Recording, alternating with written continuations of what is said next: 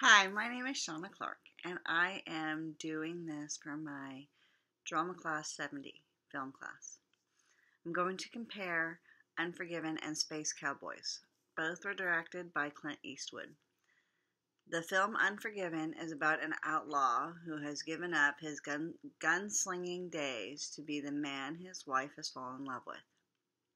The film opens up with a man in a small town in a brothel when one man feels he has every right to attack and cut up the women in the brothel. In this scene, you are taken to the brothel, and there's a series of wide shots and close-up shots of the man cutting up into the lady's name is Strawberry Alice. Um,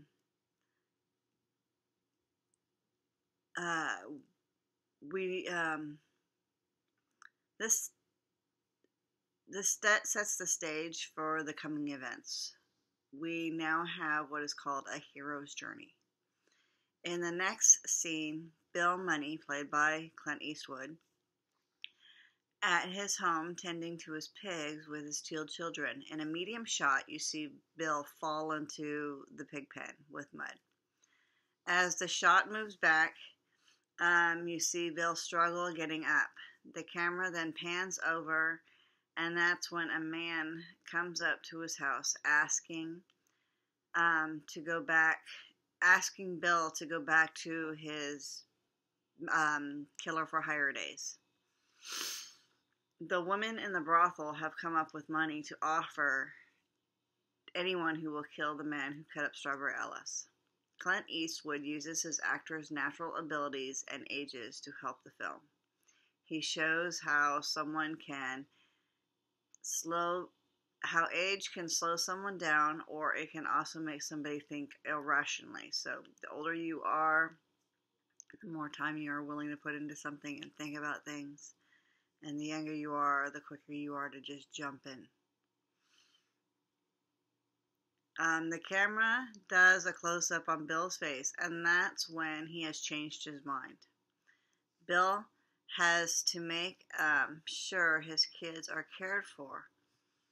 In the next scene, the camera does a series of medium and long shots to show the seriousness in Bill's choice to leave his kids at home while he goes out to make this money. When Bill gets to his old partner's house, his wife shows disappointment in a close-up shot. Even Bill's old partner doesn't think it's a good reason to go back into the killing for hire. In a close-up shot, Bill's partner's monologue on the subject, and then adds, he just talks about how it's not probably a good thing or anything else. And then he adds at the end of the monologue how Bill's wife might not approve. And this is when we find out that Bill's wife is dead. In the end, the outlaw for hire is willing to do the right thing and defend Strawberry Alice. And in a series of long shots and trailing shots, in the end, you see this huge gun battle, and and you see Bill and his, I guess, gang of outlaws are in the bush, and they're fighting the other three, and one thing leads to another, and it's a series of comical relief. You hear how they're not willing, they won't fight so that they can take care of the wounded, but the wounded's still gonna die.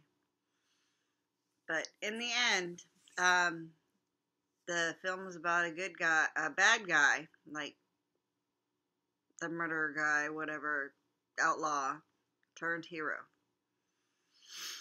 The film Space Cowboys may not be a Western, but it's still a bad boy gone good hero story. The film starts in the past, when the U.S. was training and testing the idea for going into space. The original crew, um, who were testing and training for the space missions, were young and naive. Eastwood's attention to detail even had the young actors voiced over with the older actors' voices. He uses, again, in this film, he uses the actors' age as the younger astronauts to show how arrogant they are, and the older astronauts to show how they're willing to slow down and think about things rationally before they jump to conclusions.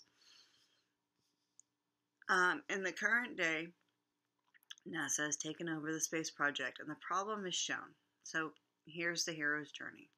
A Russian astronaut satellite needs to be repaired, and Frank, played by Clint Eastwood, is the designer of the communication on the satellite. They have less than 30 days to repair the problem. So NASA comes to Frank and in a series of medium, close-up, and long shots at Frank's house, they have this discussion on whether or not he can help and everything else. So in the end, Frank says no, he can't help. Just like in Unforgiven, he says he's not going to do it.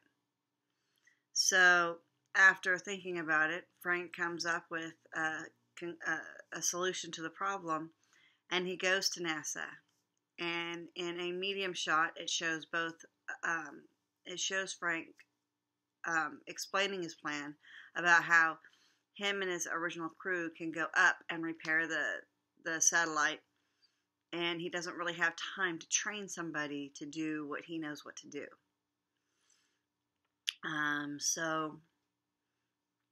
NASA feels that Frank is too old, and in the end,